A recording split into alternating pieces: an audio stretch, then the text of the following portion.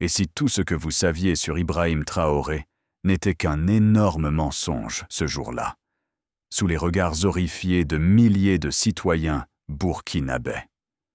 Le président s'effondrait, touché par un attentat en plein cœur de la fête nationale. Derrière cet événement dramatique, une vérité sombre, une trahison impensable et un complot effroyable attendaient d'être révélés. Le soleil brûlant de midi écrasait Ouagadougou. La foule rassemblée à la place de la Nation retenait son souffle. C'était la fête nationale. Mais l'atmosphère semblait lourde, presque oppressante, au centre du protocole. Debout, solide et impassible, se tenait Ibrahim Traoré, président du Burkina Faso. Soudain, un bruit sourd retentit au loin. Un nuage épais de fumée noire s'éleva brutalement, enveloppant le ciel, avant que quiconque ne puisse comprendre. Un second grondement déchira l'air, plus proche, plus violent. Traoré chancela légèrement, touché à l'épaule. Une tache écarlate se répandant lentement sur sa chemise blanche immaculée. Le chaos se répandit instantanément. Des cris d'effroi. Des caméras affolées pointées vers l'homme qui venait de tomber à genoux. Épuisé mais encore droit, refusant de s'effondrer totalement, autour de lui. Ses gardes rapprochés se précipitèrent, paniqués mais déterminés, sur les écrans géants de la place. Les images se brouillaient. Des rumeurs surgissaient déjà, brutales et malveillantes.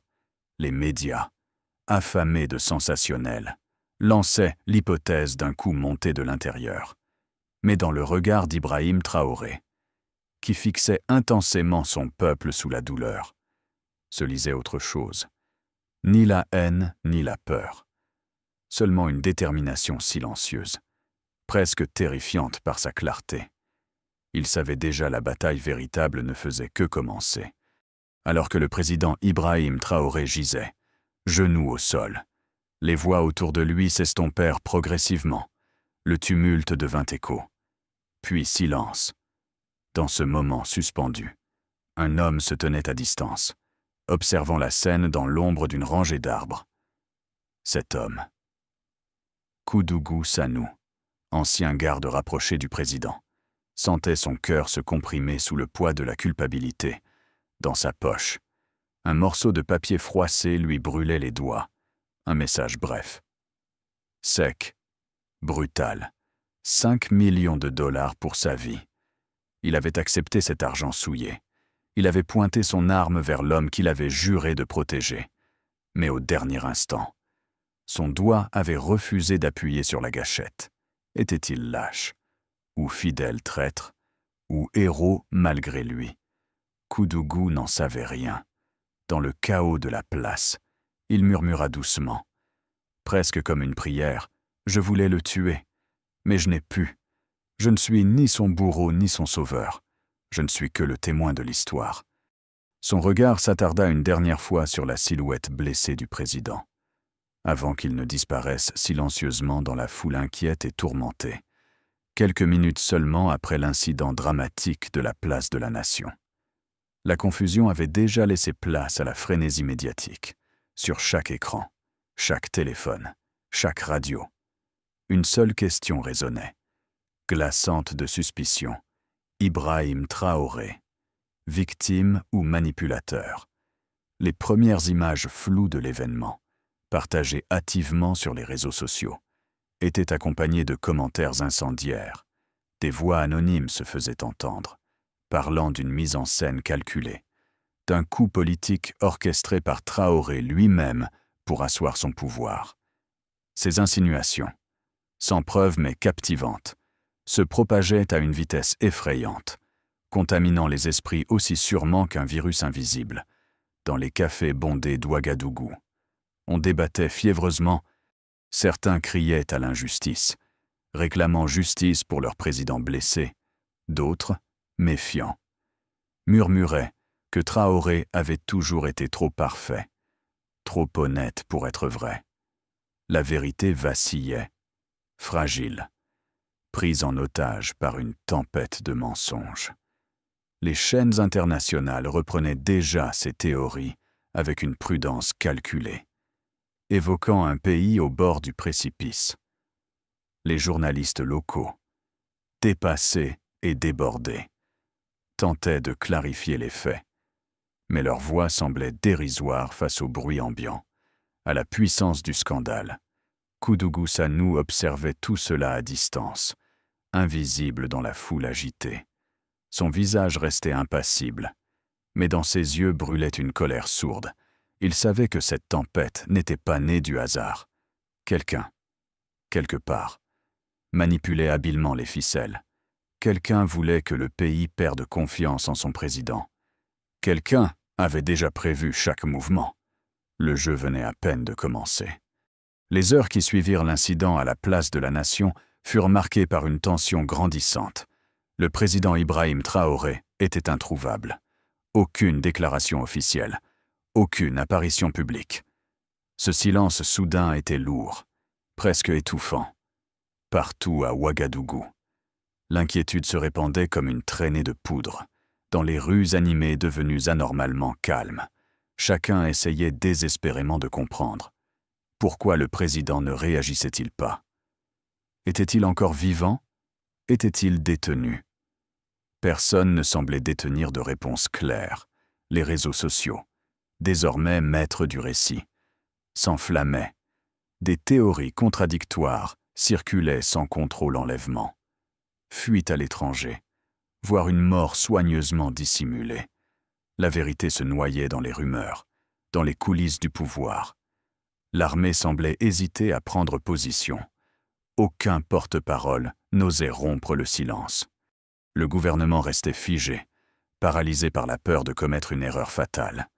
Le pays tout entier retenait son souffle, suspendu dans l'attente douloureuse d'une vérité qui refusait obstinément d'apparaître. À l'écart, caché dans une petite chambre d'hôtel anonyme du quartier Gunga, Kudugu Sanu scrutait intensément l'écran de son téléphone. Il connaissait une partie de la vérité, mais pas toute. Il savait que ce silence n'était ni une faiblesse, ni une fuite. Quelque chose de plus profond se préparait dans l'ombre, quelque chose qu'il redoutait autant qu'il espérait. Car Ibrahim Traoré, même silencieux, ne resterait jamais immobile longtemps. Fuyant la pression étouffante d'Ouagadougou, Kudugu Sanu avait décidé de se réfugier provisoirement à Dori, ville isolée et discrète, à près de 270 km au nord d'Ouagadougou. Dans la ville poussiéreuse et brûlante de Dori, Kudugu Sanu contemplait silencieusement une enveloppe blanche posée sur la table usée de son logement provisoire.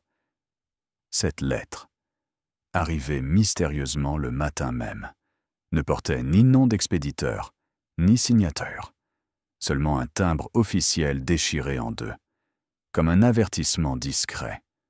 À peine voilé, Kudugu prit une inspiration profonde et ouvrit lentement l'enveloppe. Une simple feuille de papier pliée en 4 contenait un texte bref, écrit d'une main ferme et anonyme. « Si tu tiens encore à ta conscience, viens à Ouagadougou immédiatement. Ce qui s'y joue dépasse largement ta personne. Cette fois, c'est lui ou c'est nous ?» Le cœur de Kudugu se serra violemment. Il comprenait immédiatement la signification du message. Quelqu'un essayait à nouveau de l'impliquer, de le piéger dans une machination obscure. Mais cette fois, il ne s'agissait plus seulement de trahir ou d'être fidèle. Cette fois, c'était une question d'honneur, de vérité, de justice. Il releva les yeux vers le ciel brûlant de midi. Son passé de soldat fidèle, de garde présidentiel respecté. Tout semblait désormais si loin.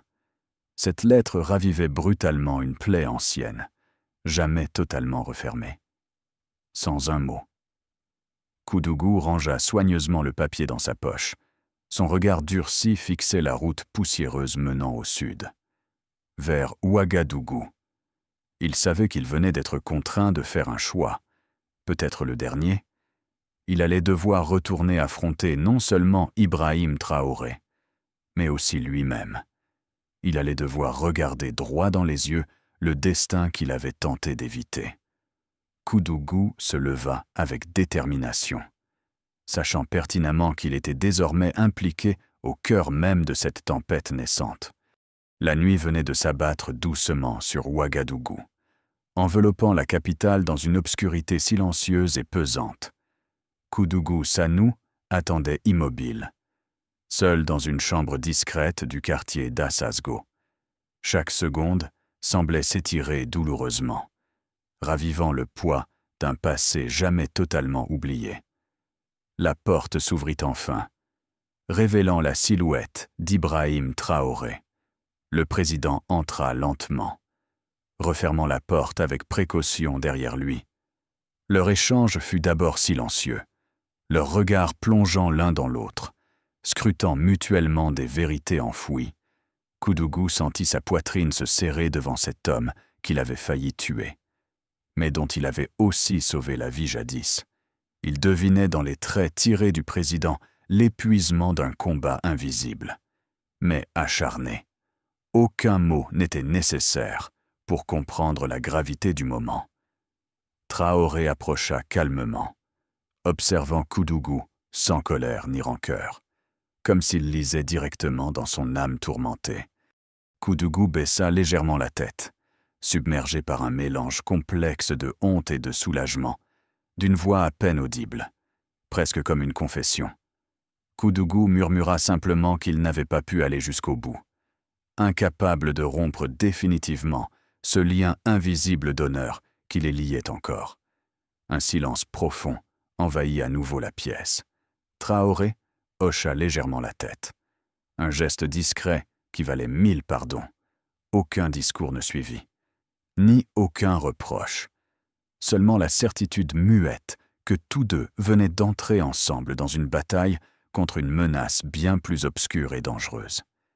Quelques instants après leur rencontre silencieuse, Ibrahim Traoré remit à Koudougou une enveloppe scellée, sobre mais lourde de sens.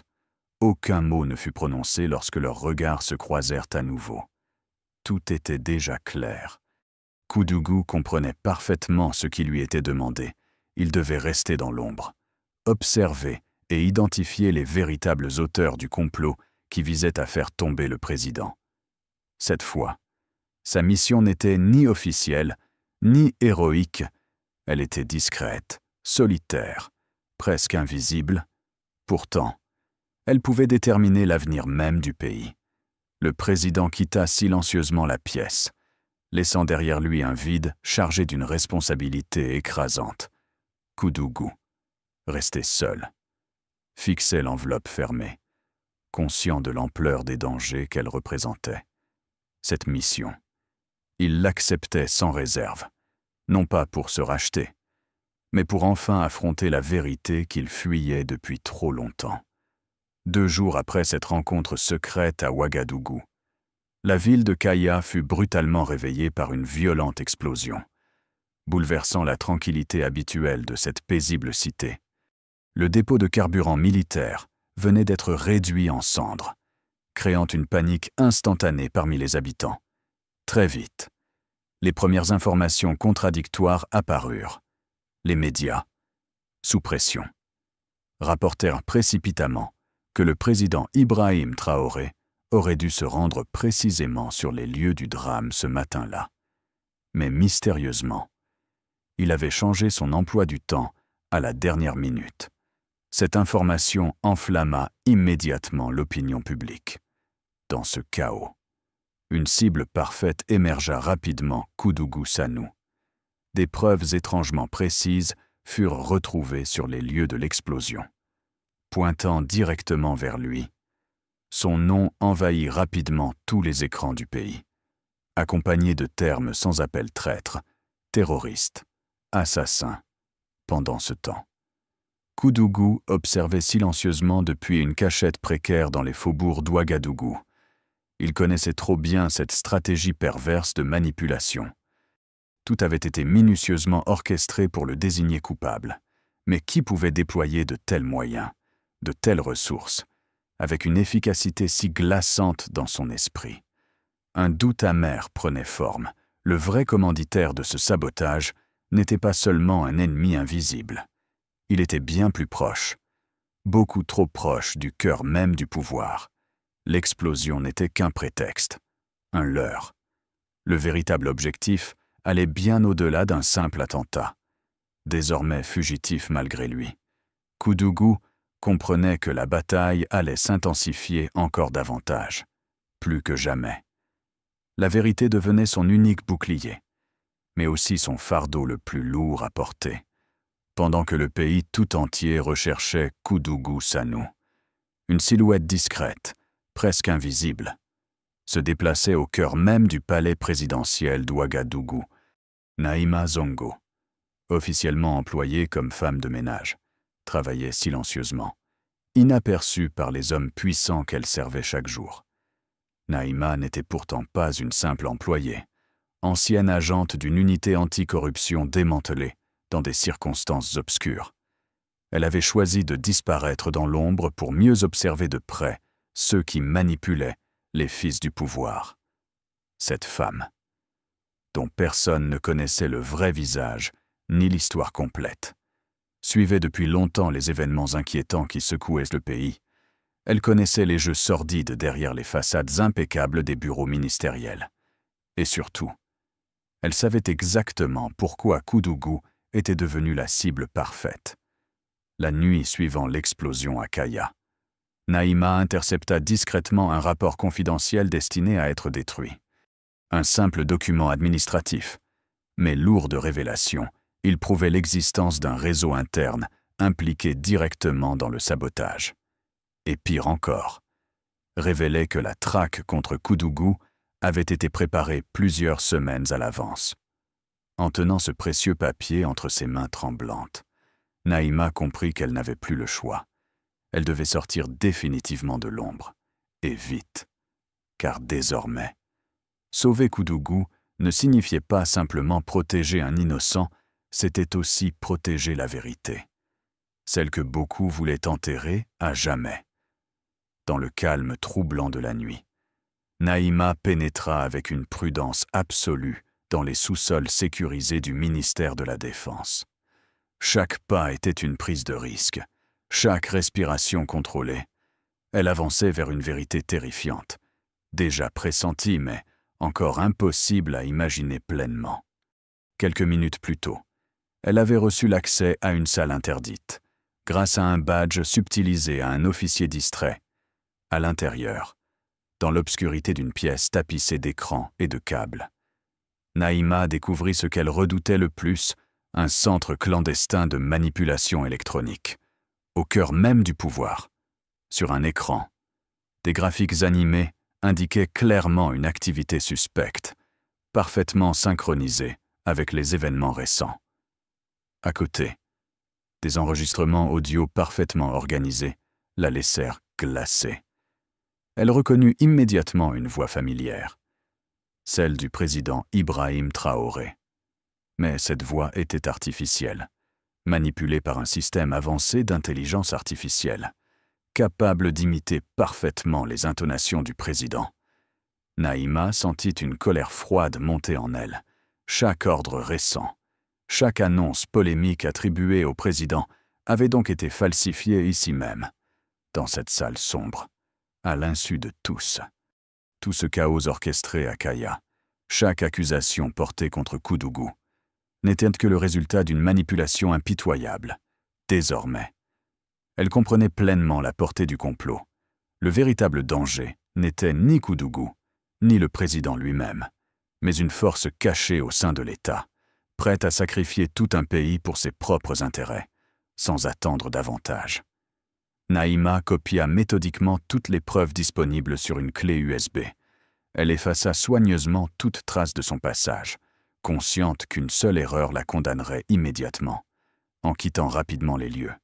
Elle savait que ce qu'elle tenait entre ses mains changerait définitivement le cours des événements, cette nuit-là, alors qu'elle s'échappait dans les rues désertes d'Ouagadougou. Naïma comprit que son destin était désormais lié à celui de Koudougou, à celui du président, mais surtout à l'avenir fragile de toute une nation. Cette nuit-là, alors qu'Ouagadougou dormait encore, ignorant tout de la tempête imminente. 2 silhouettes furtives pénétrèrent discrètement dans l'enceinte de la station radio nationale. Koudougou et Naïma, unis par une détermination silencieuse, étaient prêts à tout risquer pour rétablir la vérité, à l'intérieur du bâtiment déserté. Naïma manipula rapidement les commandes techniques. Ses doigts, précis et habiles, activèrent les micros et les systèmes de diffusion avec une maîtrise parfaite. Chaque geste révélait un passé professionnel longtemps caché. Tandis que Naïma configurait les équipements, Koudougou fixait intensément l'horloge murale, sentant la pression immense de ce moment décisif. Il savait qu'une fois la transmission lancée, aucun retour en arrière ne serait possible. Le pays tout entier écouterait ses paroles, et ce message changerait à jamais son destin, celui du président et celui du Burkina Faso tout entier. Quelques secondes plus tard, le voyant rouge indiquant « diffusion en direct » s'alluma brusquement.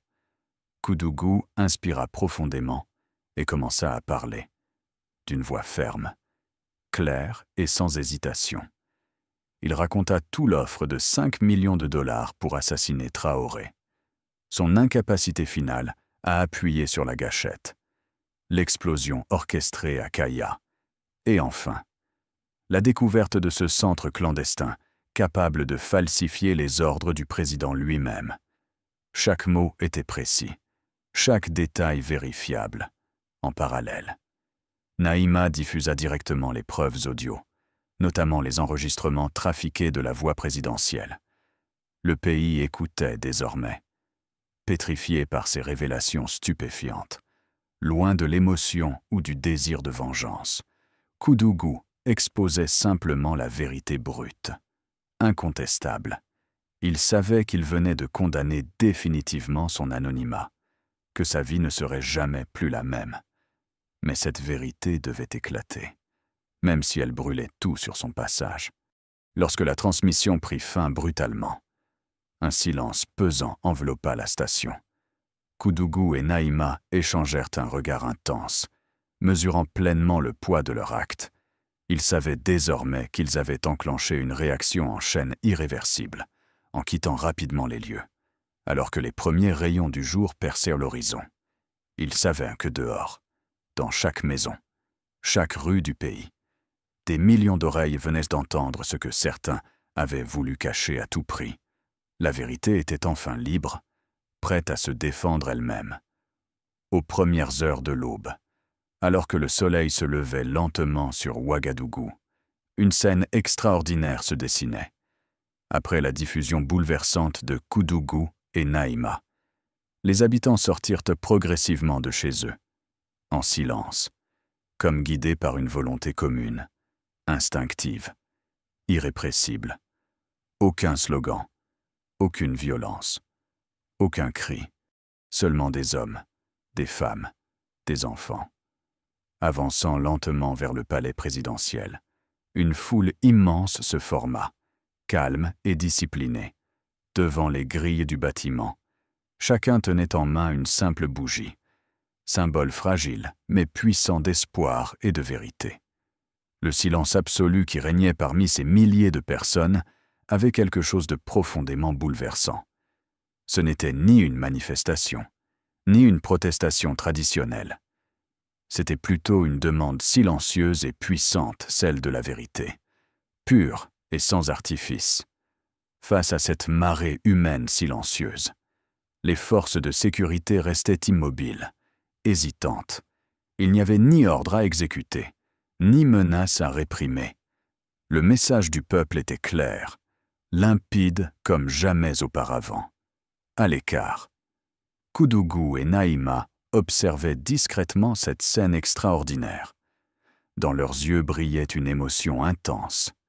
Ils comprenaient que leur acte avait réveillé quelque chose de plus fort que la colère ou la révolte, une prise de conscience collective. Sobre et digne, le peuple du Burkina Faso ne réclamait ni vengeance ni pouvoir, seulement la vérité. Et face à ce silence digne et résolu, Personne ne pouvait plus détourner le regard, alors que la foule silencieuse se tenait toujours devant le palais présidentiel. Attendant patiemment un signe, les portes massives du bâtiment s'ouvrirent lentement. Ibrahim Traoré apparut enfin, avançant à pas lents mais déterminés, son visage pâle, marqué par la fatigue et la blessure récente, exprimait pourtant une sérénité profonde, presque surnaturelle. Tous les regards se tournèrent immédiatement vers lui, mais aucun cri ne retentit. La foule resta figée, attentive, respectueuse.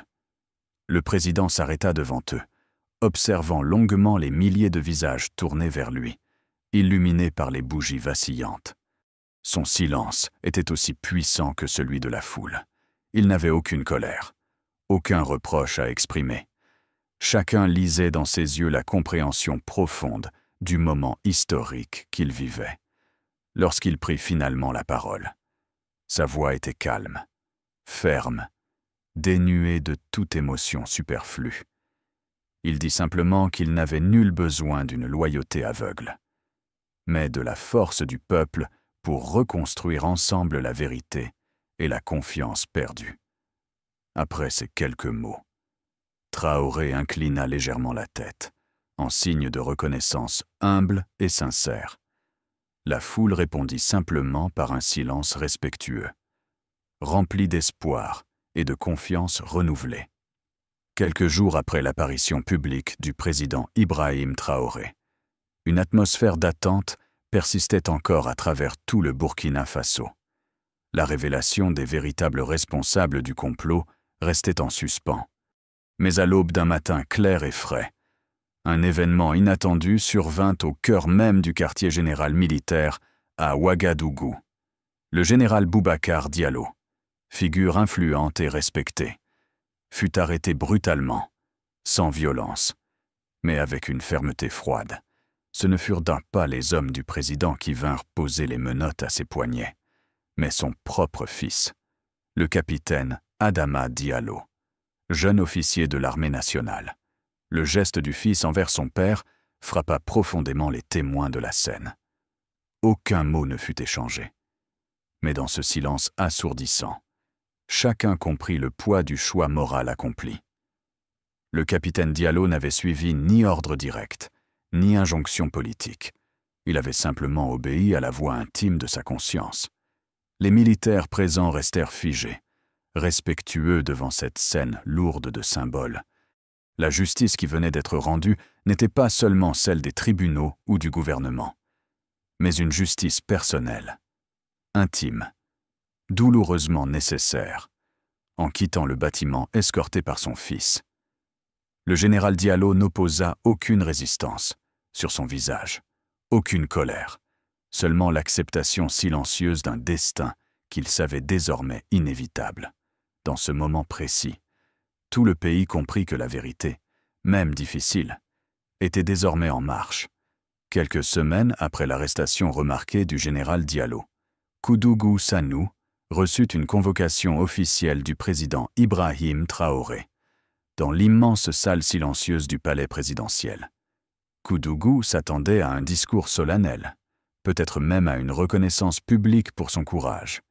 Pourtant, rien de cela ne vint face à lui.